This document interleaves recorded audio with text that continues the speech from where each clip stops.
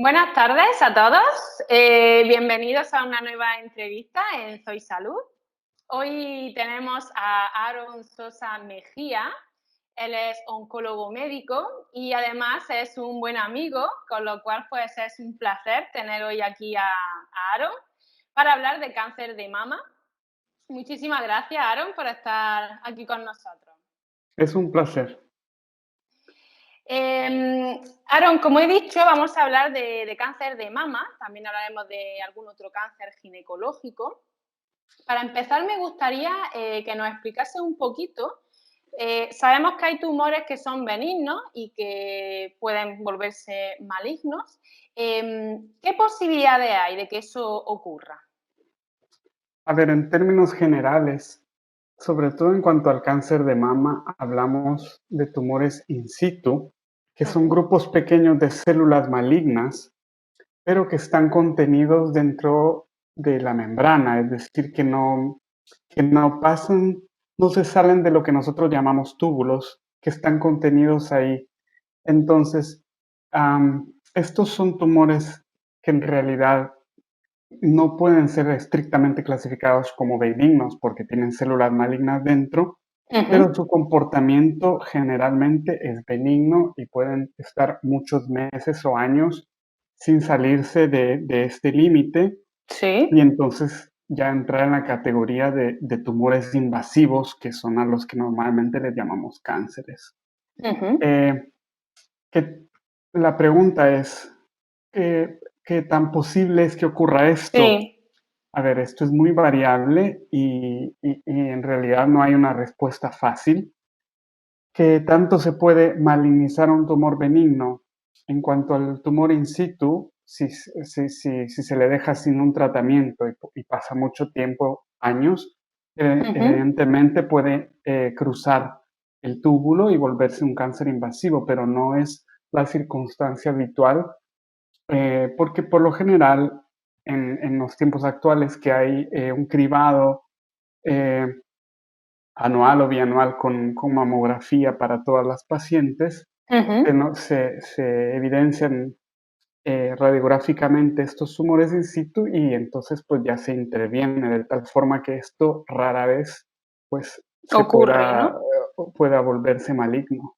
Ujú. Otra cosa que observamos también es cuando se saca un tumor maligno, cuando se hace una cirugía, en la pieza quirúrgica hay lo que llamamos focos de tumor in situ alrededor del tumor principal, lo cual da evidencia de que había una proliferación de células malignas contenidas también relacionadas al tumor primario. Ujú. Pero no es lo habitual que haya esta conversión, ante todo por el hecho de que tenemos mamografías y pruebas que hacemos para intervenir y evitar que esto ocurra. Ujú. En el caso del cáncer de mama, ¿cuáles son los más agresivos? A ver, aquí tenemos que hablar un poco de los diferentes subtipos de cáncer de mama que han emergido en los últimos años. Hace 20 Ujú. años simplemente decíamos cáncer de mama. Y luego se comenzó ya a analizar a través de diversas pruebas con el microscopio, con pruebas moleculares y estudiando las células, los patólogos, que habían distintos receptores en la superficie de las células. Ujú. Los que se estudiaron primero eran los receptores hormonales, los receptores de estrógeno, los receptores de progesterona, y a través de estudios epidemiológicos, eh, a través de estudios epidemiológicos se pudo determinar que estos receptores tenían cierta relación con el pronóstico, que las pacientes que tenían receptores positivos Ujú. tenían cánceres menos agresivos que las pacientes que tenían tumores con receptores negativos. Entonces, estos fueron los primeros, los que le llamamos receptores hormonales. Si los escuchan de los oncólogos, a veces les dicen eh, tumores de mama que son hormonales positivos. Ujú.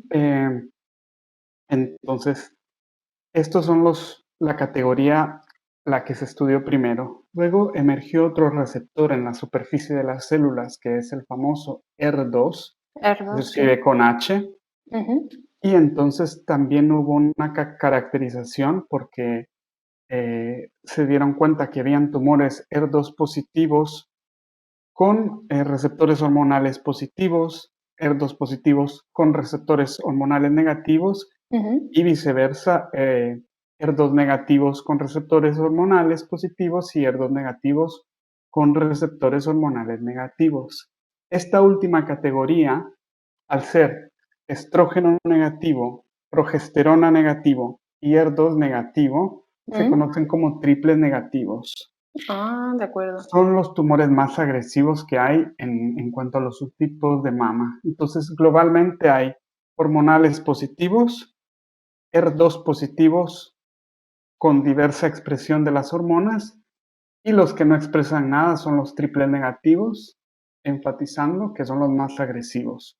Ujú. Los ER2 también son de la categoría de tumores agresivos, pero a pesar de que asusta un poco, ahora son de los que tienen mejor pronóstico a largo plazo, casi tan bueno como los tumores con receptores hormonales positivos y ER2 negativo, que son los de mejor pronóstico. Ujú. ¿Por qué? Porque los ER2 positivos, que son más o menos el 20-25% de todos los tumores de mama, se han desarrollado muchísimos tratamientos específicos para ER2 que a lo largo de los años se han aprobado y se han comenzado a usar. Están tan ya es tan habitual emplearlos que se ha visto que el pronóstico de estas pacientes ha mejorado, pero no es, Ujú. no es que tengan mejor pronóstico en sí, al contrario. Los CER2 son tumores agresivos, pero hay tantos tratamientos y tan efectivos que ahora, pues, por decirlo así, les hemos perdido el miedo a los CER2. No Ujú. así a los triples negativos, que siguen siendo los que, a pesar del desarrollo de muchísimas, de los intentos que hay para seguir desarrollando medicinas específicas, siguen siendo un poco rebeldes al tratamiento. Pero no perdemos la esperanza y cada vez tenemos más evidencia y más fármacos para estas pacientes. Muy bien. Entonces, si me vuelves a preguntar, de los subtipos de tumores de cáncer de mama, ¿cuáles son los de mejor pronóstico? El ER2 negativo, receptores hormonales positivos, ese es el de mejor pronóstico y afortunadamente de todos los tipos es el más frecuente. Es más común, ¿no? Ujú. Sí, sí, el ER2 negativo, receptores hormonales positivos. Entonces, este afortunadamente es el más común, el menos agresivo, y entonces esto nos ha ayudado a seguir siempre con el tratamiento de las pacientes. Muy bien. Hablando de los tratamientos, los más conocidos, ¿no? Son, y los establecidos, por decirlo de alguna manera, son la quimioterapia y la radioterapia. Pero ¿en qué consisten exactamente estos tratamientos? Va, te voy a ampliar los tratamientos porque los posibles tratamientos para el cáncer de mama pueden ser 5. Ujú, La cirugía, la quimioterapia estándar, la radioterapia, la ujú, hormonoterapia y el último tratamiento que está entrando ahora es la inmunoterapia. De esto vamos a hablar después. Pero ujú, globalmente, cuando hablamos de cáncer de mama, lo primero que hay que saber, además del tipo de receptores hormonales y ER2, que esto es de base, hay que saberlo con la primera biopsia que se hace, se investigan este tipo de receptores hormonales y ER2. Pero la otra cosa que hay que saber es en qué estadio se encuentra una paciente. Globalmente hay 4 estadios. El estadio 1, que es un tumor pequeñito que no ujú, afecta a los ganglios. El estadio 2, que es un tumor un poco más grande y que puede tener afección de los ganglios más cercanos. ujú. El estadio 3 es un tumor bastante más grande y con ganglios afectos, Afectados. mayor cantidad de ganglios afectados. Y el estadio 4, que es ya un tumor con metástasis fuera de la mama, puede ser en los huesos, en los pulmones, en el hígado, incluso en el cerebro. Entonces, ¿qué tratamiento se le da a la paciente?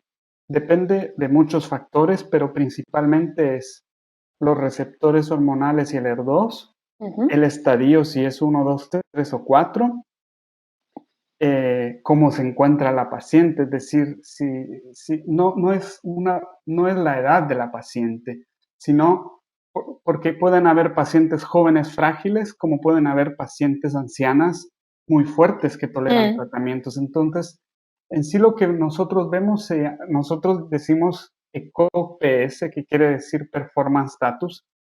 Básicamente esto nos da una idea de qué tan fuerte es la paciente como para tolerar un tratamiento.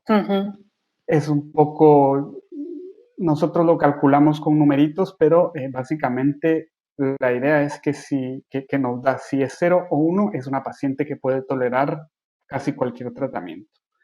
Entonces, estadísticamente, como te había dicho, la mayor parte de cánceres son hormonales positivos y se detectan tempranamente.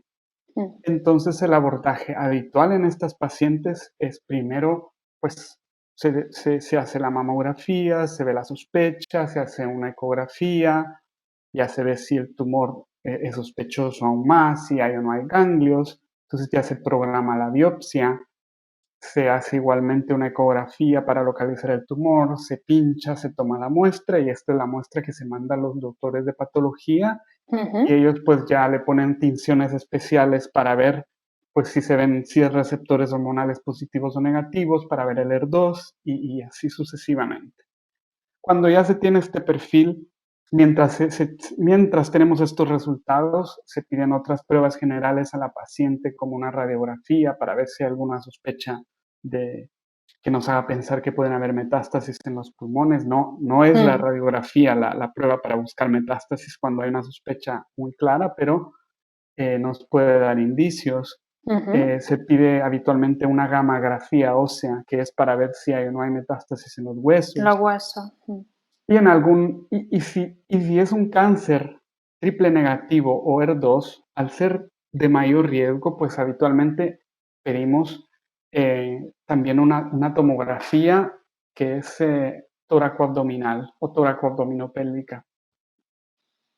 A esto le llamamos pruebas de estadiaje, porque son las que básicamente nos dicen, nos corroboran si la paciente es estadio 1, 2, 3 o 4. O 4. Entonces, cuando ya tenemos las pruebas histológicas, es decir, del tejido, los receptores, que nos dicen si es receptores hormonales positivo o si es HER2, más las pruebas de estadiaje, pues ya podemos encasillar a la paciente según el tipo de tratamiento que se le va a dar. Y entonces, lo habitual es que estos sean hospitales grandes, hospitales de tercer nivel, donde haya un comité específico que se dedica a las pacientes de cáncer de mama, donde hay médicos patólogos, que son los que discuten el diagnóstico molecular, los receptores, el HER2, etc. Hay cirujanos, obviamente, cirujanos oncólogos o cirujanos de mama específicos, oncólogos médicos, que somos los que damos la quimioterapia, la hormonoterapia y así. Sí. Oncólogos radioterápicos, que son los que dan la radioterapia. Y tenemos pues también otros médicos que nos dan soporte y también personal de enfermería que nos da soporte y que es importantísimo. Habitualmente hay una coordinadora de casos. Entonces, cuando ya se encasilla la paciente en el tipo de tratamiento, se discuten estos comités y se dice, pues bueno, a lo mejor vemos las imágenes, las discutimos, y entonces ya se dice, pues a esta paciente lo primero que hay que hacer es la cirugía. En algunos casos, si el tumor es muy grande o es particularmente HER2, se puede discutir de dar quimioterapia antes de la cirugía para reducir el tumor y mejorar las posibilidades de que la cirugía pues sea Más menos efectiva, agresiva. ¿no? Y sea menos, claro. Sí. Y entonces, ya se decide el tratamiento, si es cirugía o si hace quimioterapia primero. Lo habitual es cirugía, luego se ve con la pieza del tumor algunos otros detalles más finos que ve el patólogo y nos los describe, porque la biopsia pues solo te puede dar cierta Una cantidad de muestra, ¿no? información, sí. Cuando ya tienen la pieza definitiva, a veces también quitan algunos ganglios para ver si están afectados. Luego vamos a hablar del ganglio centinela después. Pero esto es como el abordaje inicial. Entonces la paciente se vuelve a comentar en el comité, nos cuentan cómo están los receptores, cómo están los ganglios, y en base a esto se decide cuáles son los tratamientos a seguir.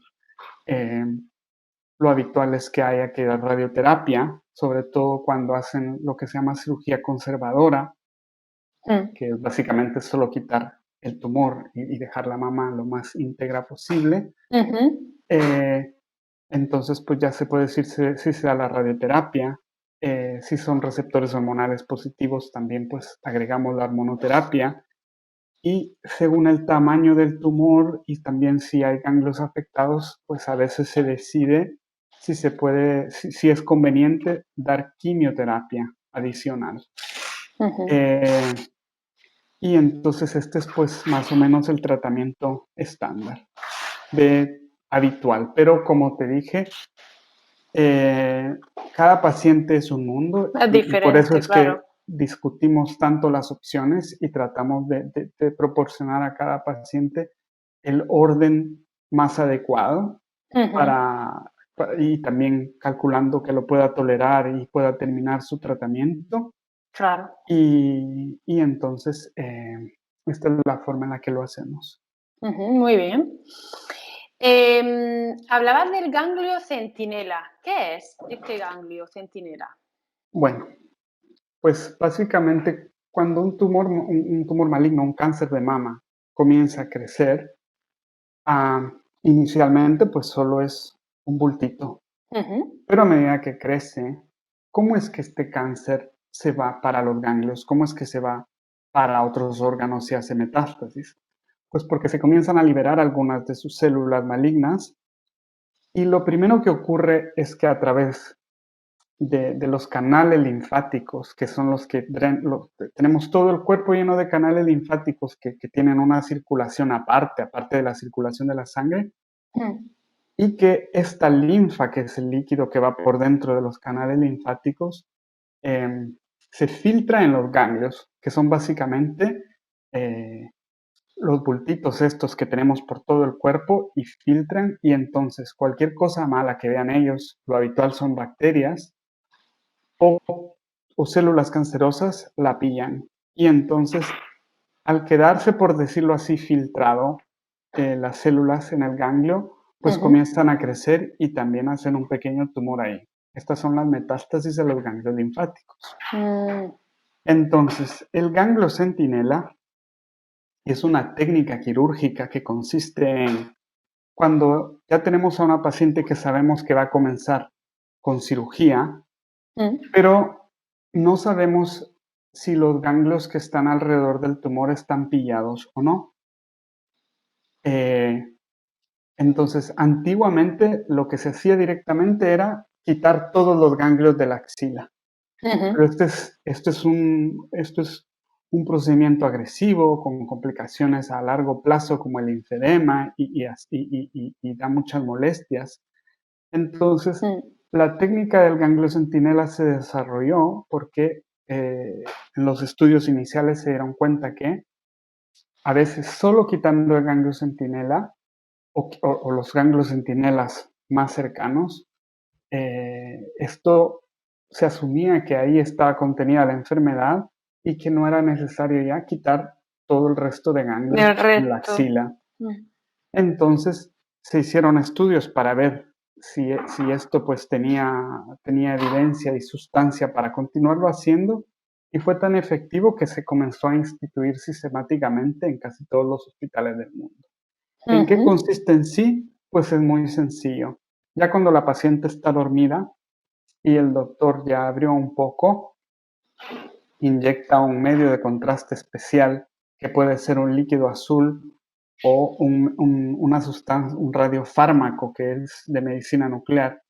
Y entonces ya a través de otra sonda especial que la pasas y detectas cuáles son los ganglios que están captando, y entonces ya los sacas aisladamente, 1, 2 o 3 es lo habitual, y estos se mandan a un análisis rápido durante la cirugía para saber si están o no tomados por el Afectados, cáncer. ¿no?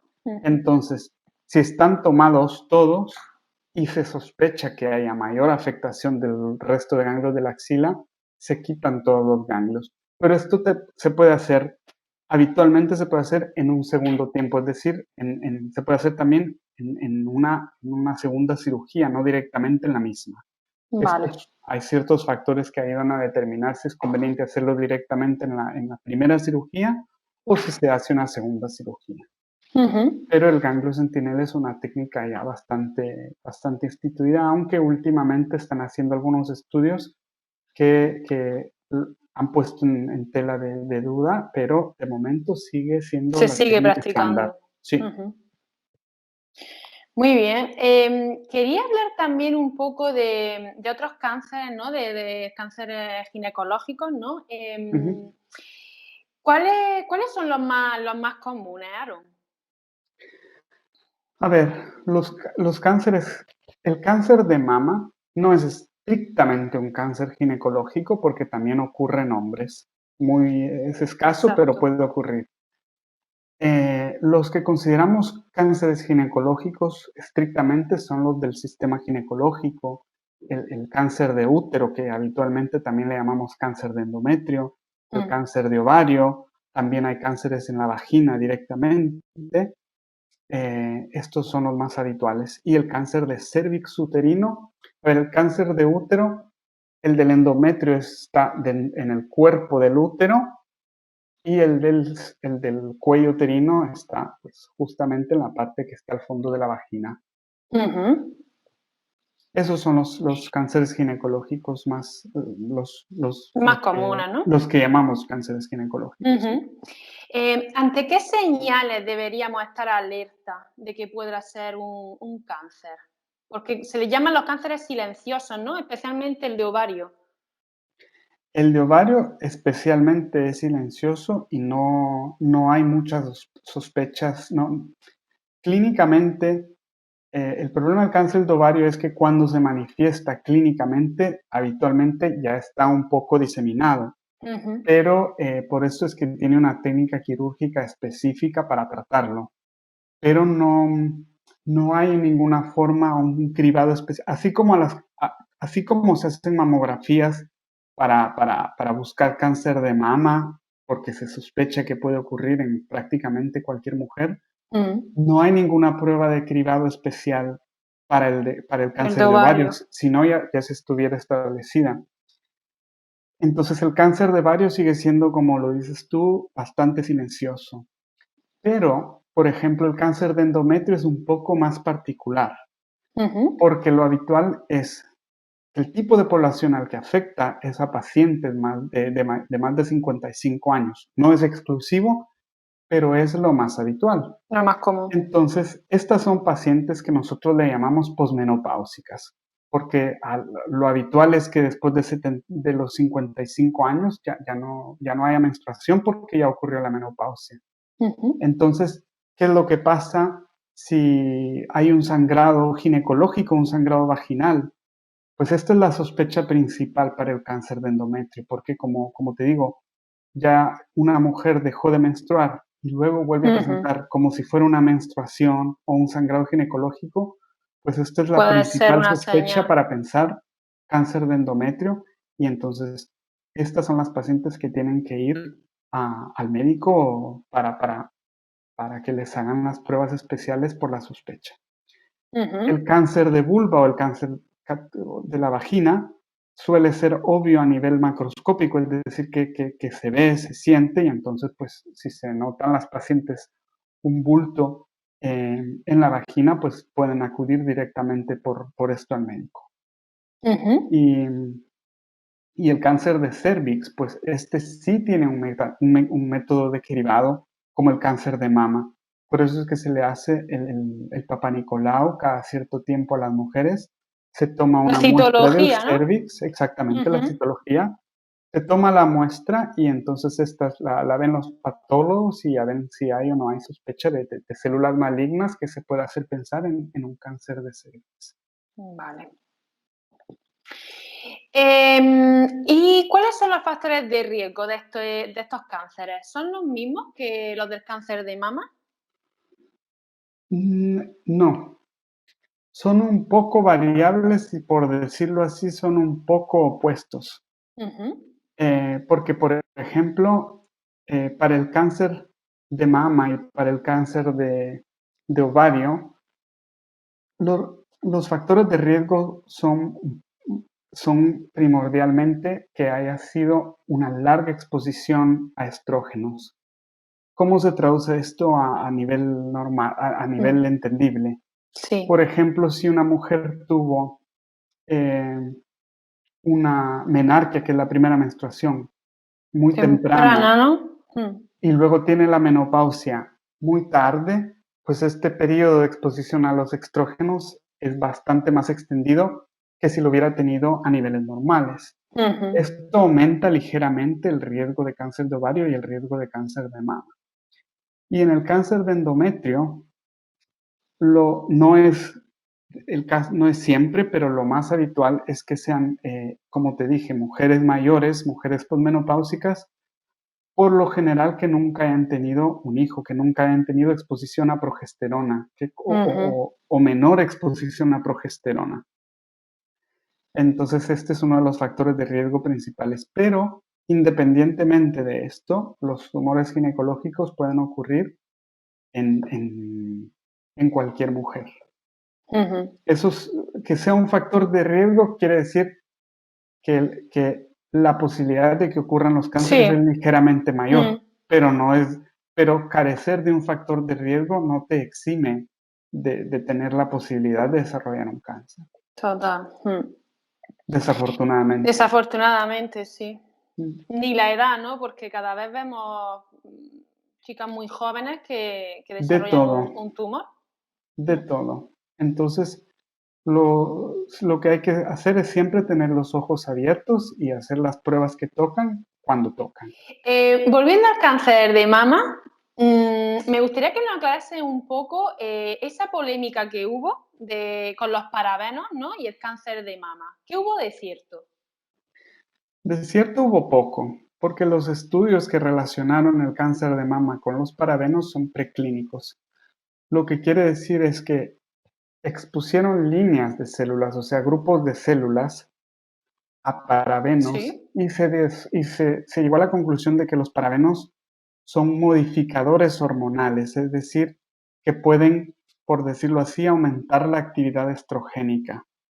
Entonces, se asumió que esto podía aumentar el riesgo de cáncer, pero de que se llegó a establecer una Una relación relación, ¿no? causal Directa. bien hecha y directa, no está claro. Pero cuando hay sospechas o estudios preclínicos que te hacen alzar las cejas, lo más conveniente es evitar el uso. Entonces, es la recomendación que se ha dado, pero el fundamento científico para que demuestre una relación causal no existe. Es solo una sospecha y bastante poco sólida. Ujú. Pero si lo que hicieron los fabricantes fue etiquetar los desodorantes y todo esto como Sí. libre de parabenos, pues es mejor usar estos. Ujú.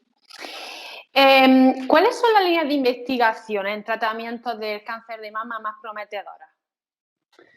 A ver, las que ya tenemos muy establecidas, la Mm, quimioterapia que me habías preguntado antes, sí. la quimioterapia pues sigue siendo lo que nosotros le llamamos el backbone, es decir, la columna vertebral de los tratamientos de mama, tanto para los tumores que son tempranos, les llamamos cuando pues todavía no han hecho metástasis, como Ujú. para los tumores metastásicos. Como te dije antes, de acuerdo al estadio, podemos usar quimioterapia y los otros tratamientos según la intención, según el estadio de la paciente. Entonces, lo, las pacientes oirán del médico los términos, pueden oír neoadyuvante, adyuvante, y os explico qué son. Ujú. Neoadyuvante es quimioterapia o algunos otros medicamentos que se dan antes de la cirugía con la intención de reducir el tumor y determinar si el tumor es sensible a la quimio, y entonces luego se opera. Quimioterapia adyuvante es cuando se da después de la cirugía para reducir el riesgo de que el tumor vuelva. ¿Por qué? Vale. Porque el cirujano va a quitar la parte visible del tumor, pero eso no descarta, desafortunadamente, que puedan haber células circulantes Por ahí del tumor suelta. que se han quedado por en algún sitio, en algún ganglio. Entonces, al dar la quimioterapia después de la cirugía, como complemento a la cirugía, pues se reduce el riesgo de que el tumor vuelva. Entonces, esto es la quimioterapia no adyuvante y la adyuvante. Si el diagnóstico se hace o si la paciente desarrolla metástasis, también se da quimioterapia, pero ya no es una quimioterapia con intención curativa como lo es cuando el cáncer es temprano. Oiréis del médico que la quimioterapia pues ya le podemos denominar paliativa, pero a muchas personas les asusta el término paliativo, porque automáticamente dicen paliativo, me estoy muriendo. Y Claro, no lo es así. relacionan con... Quimioterapia paliativa simplemente significa que no es curativa, que evidentemente en la fase metastásica no es imposible, pero es muy improbable llegar a curar el tumor. Entonces, nosotros siempre decimos a las pacientes que en vez de hablar de le voy a dar una quimioterapia para curarle, la idea es controlar el tumor. Vale. Entonces, para evitar que progrese y para que se vaya a otros órganos. Pero cuando se está en el estadio metastásico, llegar a curación como tal es algo no habitual. Entonces, es mejor tratar de entender en la fase en la que está cada paciente.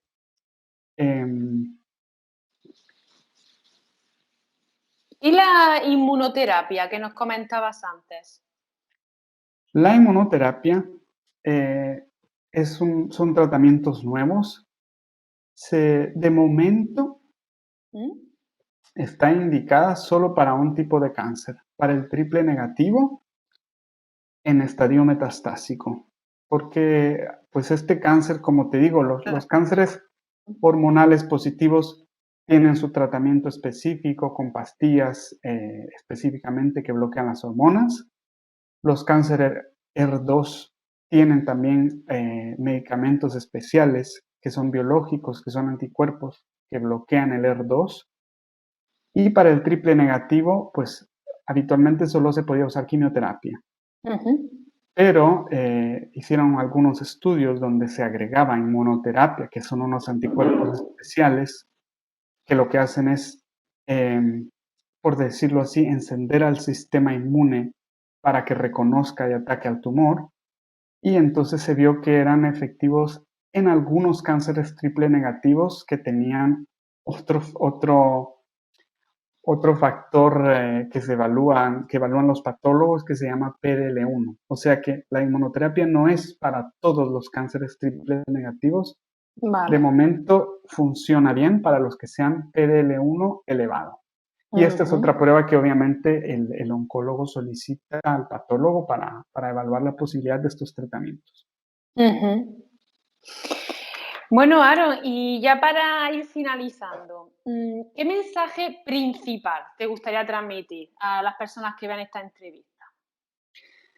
Creo que el mensaje principal y más importante que me gustaría transmitir es, si desafortunadamente alguna de vosotras se encuentra en la situación con un tumor de mama, estadio inicial o cualquier otro estadio, receptores hormonales positivos, negativos, ER2 positivo, negativo, etc. Si estáis en esta situación y el oncólogo os propone un estudio clínico, os aliento a participar. ¿Por qué? Porque muchas veces cuando les proponemos esto a las pacientes, lo primero que dicen es, ay no doctor, yo no quiero ser un conejillo de indias. Nunca hay que ver los estudios de esta forma, porque participar en un estudio clínico tiene muchísimas ventajas. Las principales son, participar en un estudio es la única forma de acceder a los tratamientos nuevos que no están aún autorizados. Habitualmente no es una garantía, porque los estudios habitualmente se diseñan de una forma aleatorizada y doble ciego. Es decir, que si la paciente decide participar en un estudio clínico, pues se le explica todo, pero lo habitual es que se le diga que le puede tocar el tratamiento estándar o el tratamiento experimental. Entonces yo siempre les decía a las pacientes, en el peor de los casos, si os toca el tratamiento estándar, es exactamente el mismo que os daría yo si no participáis en el Claro. estudio. Pero por el otro lado, os puede tocar el tratamiento experimental, el que es más prometedor. ¿Siempre va a ser mejor el experimental? Desafortunadamente no. En muchos estudios hemos visto que el tratamiento que creíamos que iba a ser mejor resulta ser igual que el que estamos dando. Ya. Pero a través de los estudios, y esta es la otra ventaja, la forma en la que nosotros hemos llegado a las conclusiones de que un medicamento funciona o no funciona, eventualmente se consigue su aprobación, es a través de estudios y a través de todas las Claro. pacientes que deciden participar en los estudios. Mm. Si todas las pacientes dicen que no, Claro, no habría avance, ¿no? se acabó el avance de la medicina y nos quedamos con lo que teníamos hasta ayer. Entonces, pues mi mensaje principal es cuidaros y si os proponen participar en un estudio, lo habitual es que os den un pequeño folleto con muchos detalles, leéroslo, Con la información. porque la participación obviamente siempre es voluntaria, nunca tenéis que ser coaccionadas por el médico a participar. Que uno siempre es una decisión libre, pero yo os estimulo a no pensar que sois conejillos de indias. Sois parte del progreso de la ciencia, el bien común para todas las que vienen en generaciones futuras y se van a beneficiar de ese granito de información que habéis proporcionado al participar. Pues muy bien, me parece un mensaje muy importante. Pues Aaron, muchísimas gracias de nuevo por aceptar la invitación de Soy Salud, por explicarlo todo tan bien, ¿no? Cosas tan complejas, ¿eh? Yo creo que se ha entendido y que pueda ayudar a muchas mujeres, sobre todo ese mensaje último que has dado. Pues gracias por la oportunidad para explicaros y también para promover el desarrollo de la ciencia a través de la participación en un estudio. Y nada, aquí estamos siempre a la orden. Muy bien, muchas gracias. Un abrazo.